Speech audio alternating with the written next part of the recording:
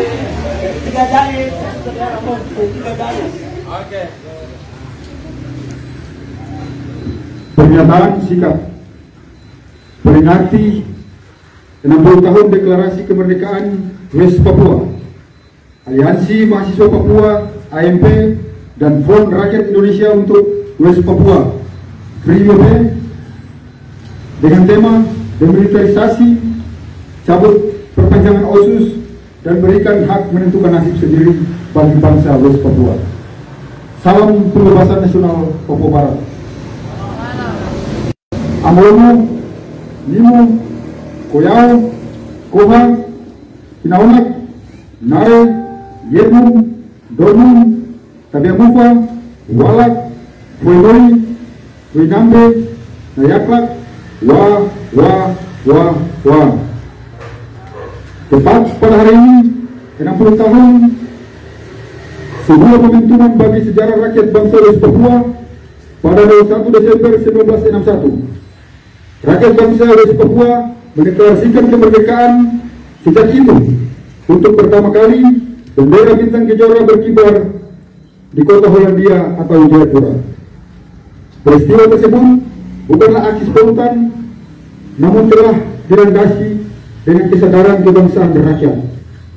Ketika West Papua masih menjadi wilayah sengketa antara Indonesia dan Belanda, tuntutan kemerdekaan rakyat West Papua sudah ada jauh sebelum hari proklamasi kemerdekaan Indonesia 17 Agustus 1945. Memasuki tahun 60-an, para politisi dan negarawan West Papua yang terdidik lewat sekolah polisi dan sekolah pamung praja di Hollandia Jayapura yang mendidik 400 orang antara tahun 1944 dan 1949 untuk mempersiapkan kemerdekaan West Papua. Atas desakan para politisi dan negarawan West Papua yang terdidik, maka pemerintah Belanda membentuk Nebunerat atau Dewan Nebunia setelah melakukan berbagai persiapan disertai dengan perubahan politik yang cepat akibat ketegangan Indonesia dan Belanda. Maka dibentuk Komite Nasional Papua yang beranggotakan 21 orang untuk membentuk Dewan Nebunia mempersiapkan kemerdekaan West Papua. Akhirnya berhasil melahirkan manifesto politik yang isinya menentukan nama negara Papua Barat, menentukan lagu kebangsaan Hai Tanahku Papua, menentukan bendera negara bintang kejora, lambang negara Papua Barat adalah Pulau Mampu dengan semboyan One People One Soul. Akan tetapi deklarasi tersebut tak diakui oleh pemerintah kolonial Republik Indonesia yang menganggapnya sebagai negara boneka buatan Belanda. Pemerintah Indonesia melalui Soekarno saat itu lantas melakukan aneksasi terhadap West Papua melalui seruan Trikora. Seruan ini dilakukan di Yogyakarta 19 Desember tahun 1961 yang kemudian dijawantakan dalam serangkaian operasi militer yang menumpahkan banyak korban rakyat sipil West Papua.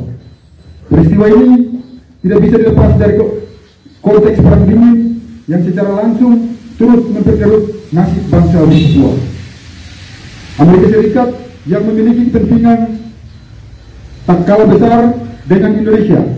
Perundingan kemudian berlangsung di New York pada tanggal 15 Agustus 1962, yang mana Amerika bertindak sebagai mediator. Perlu dicatat bahwa dalam perundingan ini tidak ada satupun perwakilan rakyat West Papua yang terlibat. Padahal perundingan ini menyangkut keberlangsungan hidup dan nasib rakyat West Papua.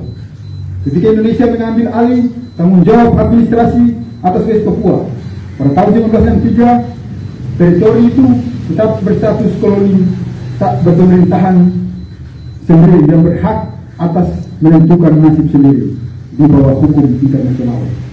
Hak itu diakui oleh Indonesia dalam New York Agreement yang menguatkan fakta bahwa Indonesia tidak memiliki kedaulatan hukum atas West Papua. Keberadaan Indonesia di West Papua adalah administrasi kolonial yang bisa bersifat permanen hanya jika rakyat West Papua memiliki integrasi melalui penentuan nasib. Nasib sendiri dengan prosedur yang disyaratkan oleh hukum internasional. Satu-satunya penentuan nasib sendiri yang dilakukan adalah perkara yang tidak sah pada tahun 1969. Tidak sah karena hanya 122 orang yang terlibat dalam pemungutan suara, atau kurang dari 0,2% dari populasi rakyat West Papua 800.000 jiwa. Ketuhan Orde Baru kembali menggelorkan perjuangan kemerdekaan rakyat West Papua, terlebih pada masa kepemimpinan Presiden Abdurrahman Wahid. Meskipun Gus Dur telah melakukan hal yang lebih halus, proses integrasi yang cacat, serta berpuluh tahun penindasan dan kekerasan oleh militer Indonesia telah terlanjur membekas dalam ingatan rakyat West Papua. Hal itu ditandai dengan tuntutan kemerdekaan yang tetap lantang. Salah satu upaya itu dilakukan dengan mengadakan Kongres Nasional kedua rakyat Papua yang menetapkan Teis Alwai sebagai Presidium Dewan Papua. Implementasi OTSUS lebih terfokus pada proyek pembangunan, sementara pada saat yang sama aparat keamanan meraup banyak untung dari eksploitasi sumber daya alam Papua yang melimpah dengan dalih operasi kontra pemberontakan dan transmigrasi. Hal ini menyebabkan kasus-kasus pembungkaman, kebebasan berekspresi secara damai terus berlanjut. Larang pengibaran bendera bintang kejora tetap diberlakukan dan tetap terjadi pembunuhan di luar hukum oleh TNI Polri. Oleh sebab itu, pada 2020, organisasi-organisasi masyarakat sipil dan aktivis politik mengorganisasi penolakan atas evaluasi Undang-Undang OTSUS dan perpanjangan. Pada Juli 2020 terbentuk Petisi Rakyat Papua atau PRP yang awalnya didukung oleh 16 organisasi meningkat sampai 112 organisasi.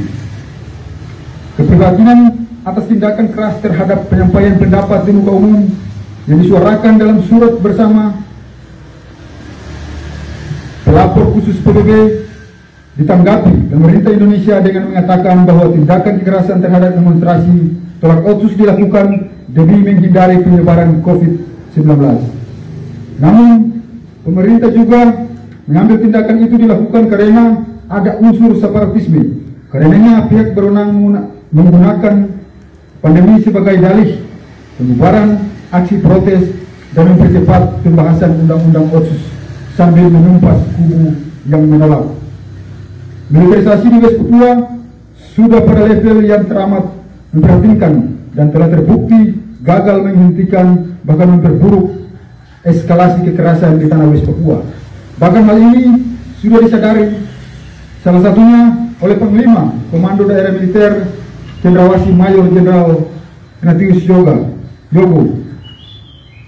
Dikutip dari majalah Tempo beberapa waktu lalu, ia menyatakan mendukung pendekatan dialog untuk mengatasi konflik di Papua.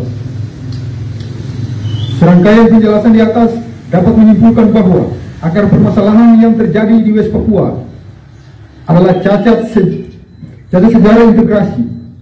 Kondisi ini kemudian membuahkan praktek militerisme yang berimbas pada maraknya pelanggaran HAM atau pembunuhan di luar hukum, penangkapan, penyiksaan, pembungkaman, kebebasan berpendapat, penyingkiran orang asli Papua, dan kerusakan lingkungan. Karenanya diperlukan sebuah mekanisme penyelesaian yang damai dan demokratis, yakni hak menentukan nasib sendiri. Tentu dengan tidak mengesampingkan demilitarisasi di West Papua terlebih dahulu. Selama 60 tahun kolonial Indonesia menduduki bangsa West Papua, telah terjadi eksploitasi alam, genosid, dan pembunuhan massal oleh militerisme terhadap rakyat bangsa West Papua. Papua! Papua! Papua!